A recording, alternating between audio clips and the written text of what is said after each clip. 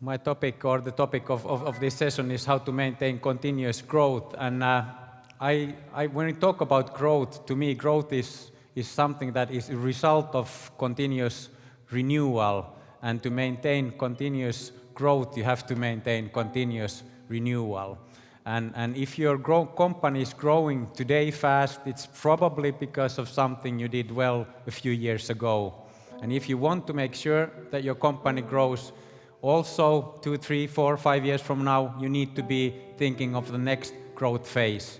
And at least to me, that has been very difficult. Once you get into a growth surf in one area that lasts for a while, that's the easy part. Then you cash in on the deliveries you've made. But the challenge is to jump from that wave to the next wave.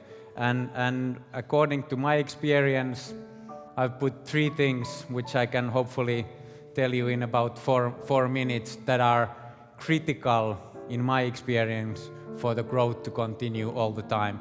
And the first thing is really ambitious growth target. That has come in different ways already many times today, but I think it's critical. Already statistics say that if you want those companies that really want to grow fast, 22% of those ultimately succeed in growing fast. Those companies that don't put fast growth as one of their top priorities, probably 2% grow. So, okay, fairly obvious. If you want to grow, if you put that as a target, the probability gets higher. But I think the more important, or in a concrete way, that means that if you put challenging targets, like I normally do in any business where I'm involved, like in my own company, the planning target is always, what do we need to do to be double the size as we are today? And the double comes from, in a traditional industry, that it needs to be something that is not achievable by doing more of the same. It means that you cannot achieve by incremental improvements in the current business. Because in everyday business, we all know, unless somebody really forces you and pressures you to look into new areas, all the time goes in achieving this year's target. All the effort goes, most of the effort anyway, goes in achieving this year's targets. So that is the important content of that. And I think that's part of the growth Kasvuryhmä theme is why we are here, is that it's the purpose, not the purpose, but the kind of, well, purpose of the owners. It's the role of the owners to be demanding. If you're not demanding, then maybe the board doesn't, if your board isn't demanding, maybe the management isn't. And it's enough, if achieving this year's result is enough, they will do that. But the second element is then how to maintain that continuous growth once you kind of accept that that is the main goal. And there my favorite is that you go, for example, my company manufactures machines, you go where the machines go and in the customer environment and look what happens during the life of that machine. Who touches it, what happens all over there, what happens before in that process, what happens afterwards in that process. You surely will find a lot of ideas, and some of those ideas will be good opportunities. And the important thing is that it comes from the customer interface, not from the garage, which is another route. I'm more of a believer in customer-centric innovation. The third thing is that when you come up with good ideas, then you need to have the courage to also test them. And this is where many companies fail. It's so easy to say that, well, money is still, in my experience, the easier part. The more challenging is to put your best resources in planning a new or launching a new project, because they are the same guys you need in the everyday projects, and nobody wants to give away their best sales and customer interface guys to develop something new. And that you have to do. And the key here is that the faster you try out new things, the faster you learn, and the faster you learn, the more competitive you will be. So these are the 3 things that I think need to take place. Thank you. And this is the same presentation in 1 sentence. Jorma, please. Okay, thank you, Aaro, and good evening, everybody. So Annu gave me 7 minutes luxury to convince everybody in this room that it is vital to have a good board of directors in place in the transition from a grown-up to scale-up. I have been a chairman of board since 1978, so 39 years the whole time. And at the moment, I'm chairing a couple of companies, board member in 5 listed companies. They had last year net sales bit more than 26 billion euros. At least sometimes they have grown. So my understanding is that there is no one correct method or silver bullet for a successful board work, but there are several corporate governance concepts that are bad and just plain wrong. And in order to avoid them, I have put 10 items and 10 aspects of corporate governance that support fast-growing company success. The first one is that the Nordic corporate governance model is a good one. According to the Boston Consulting Group's recent analysis, over the last 5 to 15 years, Nordic listed companies have delivered better total shareholder return than the companies in the US, continental Europe, and the UK. So we have a good track record. Second, the company can be a success story when it has the right strategy and when it efficiently implements it. So fundamentally, business and board work are easy. With the right strategy and a good CEO in place, the rest is piece of cake.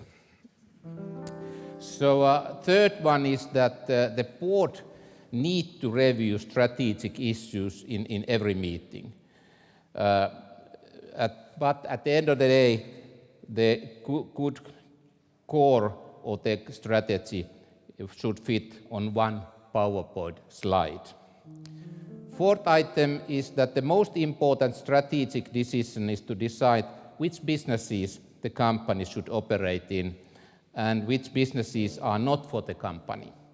Giving up something we have developed or changing our business model entirely may be easier when the board assesses the situation with less emotional attachment. Fifth, we talk a lot of world class. What does world class performance mean in our business? A good board is able to assess whether our ambitions are truly high enough but achievable. If you don't know what is needed for world-class performance, ask your world-class customers. And if you don't know who are the world-class customers, better stay home. So the key, as we have heard today many times here, key to success and the growth is to satisfy your customers, and I must say in particular the most demanding customers. Sixth item is the right balance. One of the big challenges in the business world is to find the right balance between growth and profitability, processes and creativeness, management and leadership, visionaries and doers, risk appetite and risk tolerance. This kind of list is endless. So finding the right balance is part of the board's strategic work. 7 is credibility.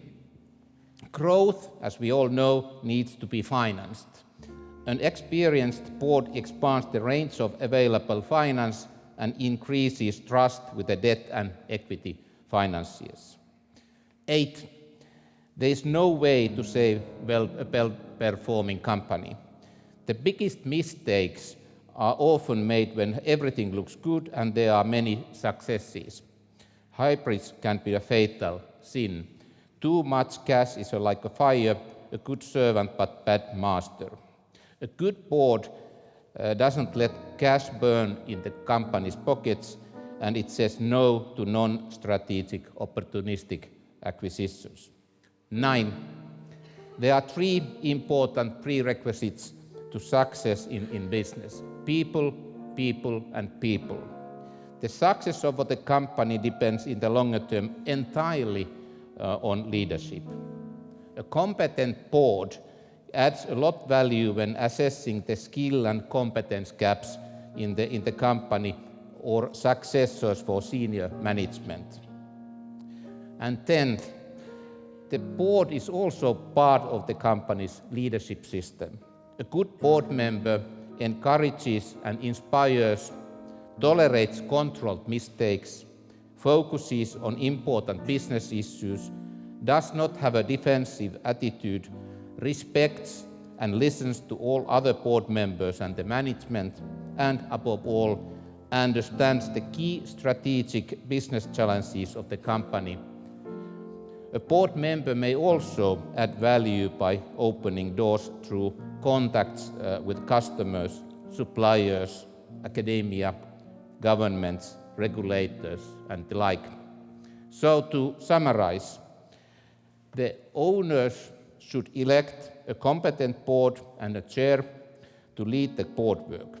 The board of directors needs to get the strategy right and have a good CEO and leadership team to support the CEO to lead the company. But we need to also remember what Winston Churchill is reputed to have said: however beautiful the strategy, you should occasionally look at the results. Thank you.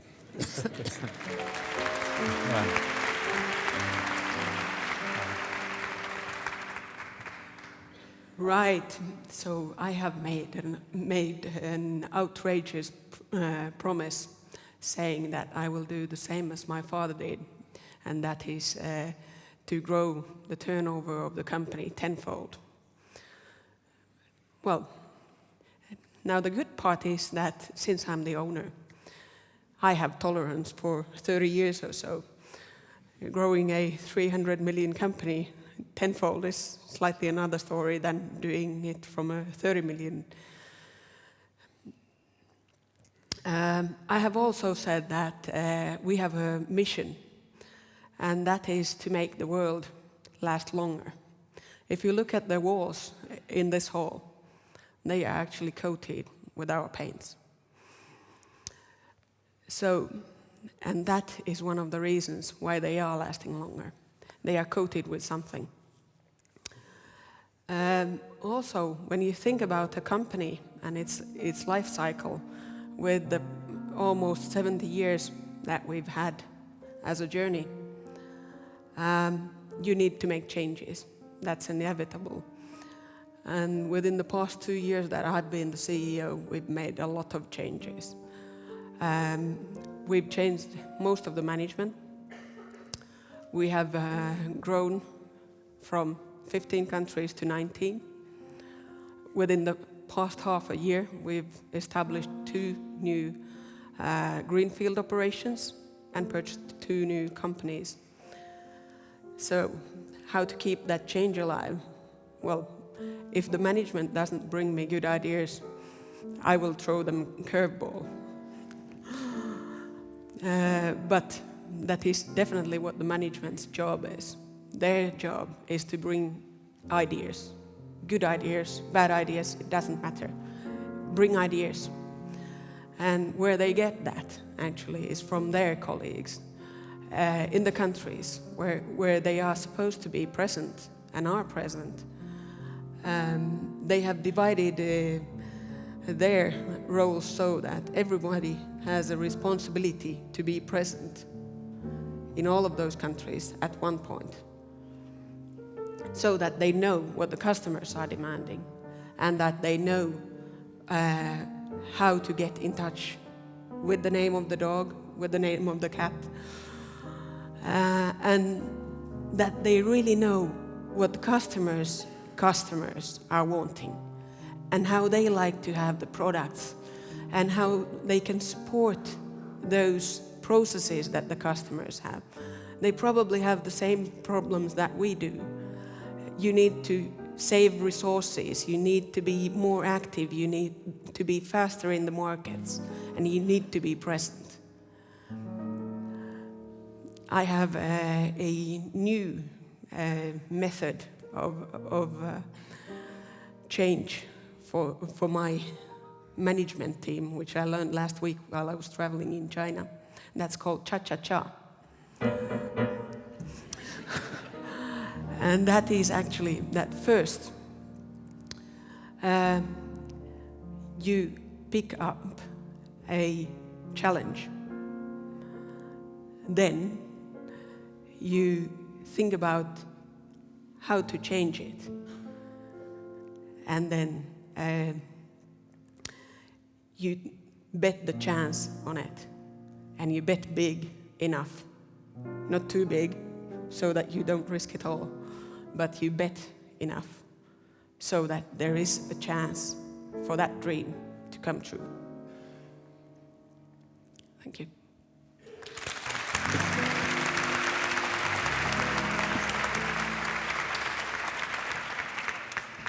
Nice to be here. I decided not to speak about my mistakes because it would have taken the whole evening. And I have only 5 minutes, but there are some board members of Fira sitting here, so you can ask them later on. So I decided to tell you a story. So I got my first business lesson in scaling almost 30 years ago, in late 80s, in the small town of Haapajärvi. My friend's father, Aaro, was an exceptional entrepreneur. He wanted to grow his business in window manufacturing business, but at the time, it wasn't easy to get capital. If he developed his business in an old-fashioned way, so he would have needed a lot of capital. But Aaro, he decided to go to Japan to learn about lean and just-in-time management. So, for me, this really opened my eyes to the spirit of a scale-up entrepreneur. We are always looking better ways to do business using less capital and having better return on equity. I think that this is maybe one of the most important lessons I have learned, and I will never forget it. Going to the Fira's case. So I was one of the 7 founders of Fira in 2002. In the first 7 years, we were a very small-scale business, aiming to increase our equity and having good references. In 2009, I became CEO with a goal to develop and grow our business so that revenue would be 100 million in coming 7 years inorganically. At the time, we were very inspired by the service business model because value creation happens only through customer engagement. So this model helped us to develop our business using less capital and having better return on equity. As you can see from this slide, so we were able to do this in 5 years. So we started to innovate, and we innovated a new service. We call it Fira Verstas. This service allowed us to collaborate with customers and with other experts, but also using new technology like building information modeling. This Fira Verstas success gave us a strong story. It encouraged new employees, new people flowing into the company. And this enabled us to develop our culture, but also our business logic. Now I think that this Fira Verstas was our leverage point.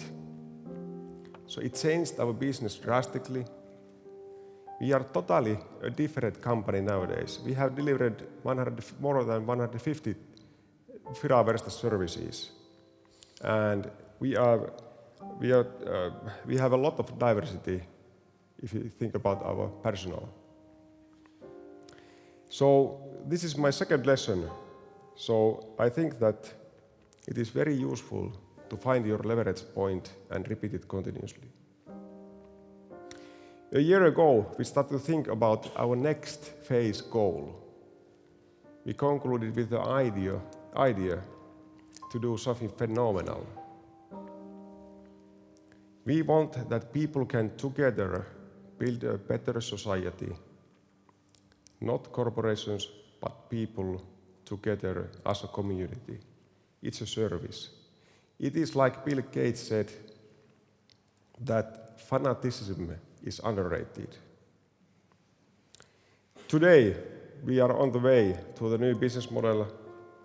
For example, we have started 4 startup companies and there are more things to come. But more importantly, new and even more diverse people are joining in our ecosystem, not only to our company, but in our ecosystem. This is my final lesson. If you want to do something very big, so you need to think even bigger and be trusted all the time. Thank you.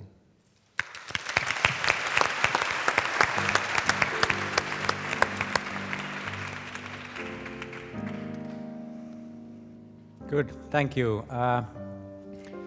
You all mentioned the ambition level. Jorma referred it to as a strategy. You need to have the right strategy, and CEO Paula said that you throw a curveball at your management when you stop getting enough ideas. So when do you start throwing curveballs? How much ideas do you need, and how do you make sure that they keep coming? And to Jorma, how do you think that when you have strategy in each meeting, so how much in that strategy needs to be growth and how much maintaining the current direction? Paula. Ladies first. If you need to have a balance of new ideas, actually, you can put them on a timeline any time. And if that timeline is not full, then there are not enough challenges. Usually my timeline is about 6 years. Then on the other hand, if I don't have a choice, if I must do this one thing or then must not do this one thing, then I don't have choices. That's self-evident, I'd say. And that's when I throw a curveball. And 6 years time period, what sort of ambition do you put? Double? Or do you even put it in terms of numbers? I don't put it in figures. I put it in a way because it's all about a process. It is a continuous change, and we need to be ahead of that one. So it's more about that than the actual figures. If I manage to do 2.7 billion euros, that's fine by me, but to have the growth going, that's the main issue, and to have the new ideas so that we have something new to offer to the customers. Okay, then Jorma, how do you make sure of the renewal there's enough renewal? Well, first of all, I think the best way of renewing the company is that the management is more active to create new ideas than the board of directors. I mean, it is a little bit a risky thing if the board is too creative. Second thing is that also the board work, it's not only in the boardroom work, it can also be a bit creative, new ideas. For example, if you keep this confidential, so last time when we had a Neste strategy meeting, we had 3 external parties to give delivery speeches to ourselves in order to understand where is our business going. And it was McKinsey, it was Accenture, and it was Greenpeace. I mean, a little bit different perspectives in order to understand how things are thought in a different pace. In other company where I'm working, Stora Enso, we have a system that, could I call them younger talents, but extremely talented pathfinders are, as a part of their training exercise, solving acute concrete issues within the company. And they are reporting these to the board of directors so that the senior management is not present in those meetings. So also in that way, we try to create an atmosphere. We got the new ideas, new fresh ideas. Naturally, then we also have a follow-up after 1 year, what has happened with those brilliant ideas. So the renewal of a company, in particular when it is grown for a while, then it really needs also creativeness, but also thinking also what is the risk levels and what is our balance sheet, what is fundable and these kind of dull things. But also you need a courage. If you look, for example, Neste, renewable diesel, we have invested 2 billion euros in that business. Today it is 2.5 billion, roughly speaking, business and have a well over 20% return on capital employed. But we have also said that by 2020 we have 20% of renewable non-traffic business, which means roughly at least 500 million business. But then back to the question that who sets the ambition level? I think I fully agree that the board shouldn't be too innovative, but who sets? Is it the management or the board or together? It is a dialogue. Yeah. It is a dialogue. I think the best strategy comes through the dialogue between the board and the management. And at the end of the dialogue, it is alignment. Company without a strong alignment will never be a success. Good, thank you. Jussi, you have been revolutionizing an industry. So what do you do? Do you have some systematic mechanism to make sure that you come up with new ideas all the time? What do you do to make sure? You mean our targets and so on, how we set up those? So that you come up with enough new business idea to continue that growth. I think the most I know you have. Yeah, I think that the most important thing are people. So if there's a lot of good people, so we are talking so much, and I totally agree what Jorma said, that it is a dialogue between board and management, but also not only management, but all people inside the company. So and after discussion, so we can all the time talk about what can we achieve and so on. How do you launch new ideas? Do you as a separate businesses or do you have a system for organizing? Talking. Okay. Again. One way of looking to get new ideas is how we treat failures. I mean, what shall, for example, board or CEO do if he or she notes that there was a big mistake in R&D or developing something? And it is extremely important that in that situation we are not just trying to find the guilty one or do something similar stupid, because after that we create a culture of that people are afraid to come across with the new ideas. And failures are something which happens in the business. You need to take control risks, control meaning that a risk when it materializes doesn't kill the company. But through those failures we can also learn. And it is important to look the lessons learned of the failures and then really build up from those failures. And that is one way to create the transparent, open atmosphere within the company, in particular within the board work and the work between board and the management. Yes, I would like to add to Jorma's opinion that you can do mistakes, but not too big mistakes. And this kind of this risk management is also very important part of management. Yeah, I agree, because not betting the company, I mean. Yeah, I agree, because I have said when I was CEO of Metso, I said I can make a, let's say, 50 million euro mistake, but I can't make... I can't. Yeah, but in Metso that was reasonable still. But 500 million mistake I can't, because they sacked me then. So that the borderline was somewhere in there between. Then continuing on the failures, so I fully agree that that's the way of learning. The faster you try out new things, either they succeed, which is good. If they fail, then you learn something and move on. The faster you learn, the better you get. But Asko said nicely, or I don't know nicely, but you said that one-time medicine is enough. So you need to have tolerance. But when do you know when to throw that curveball? Well, I always think that it is important to give people an opportunity, and if they don't succeed in that position, you can actually change their position because that's the family business way. And to find actually the other way around, that you have those right people in the place already, but maybe they are just not in the right spot. Jussi, what do you do to make sure that you have the winning team? Winning team. Yeah. Innovative, new idea. I have. I already You're have. looking at it. I know it. You're looking at it. Okay. I can really sense it all the time. I think it's a sense of feeling. Yeah.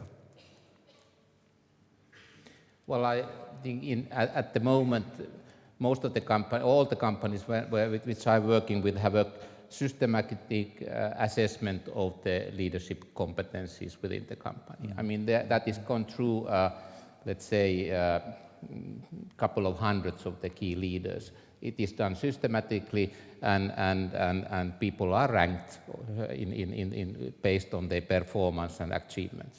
And through that, you promote those who have the best scores and best possibilities to run the company successfully in the future. Is somewhere in that matrix the ability to find new ideas, the courage to test new ideas? Yes, definitely. That is one of the key performance indicators which is measured concretely. Right. We're running out of time, and I want to thank you, everybody, and thank you, dear colleagues. Thank you.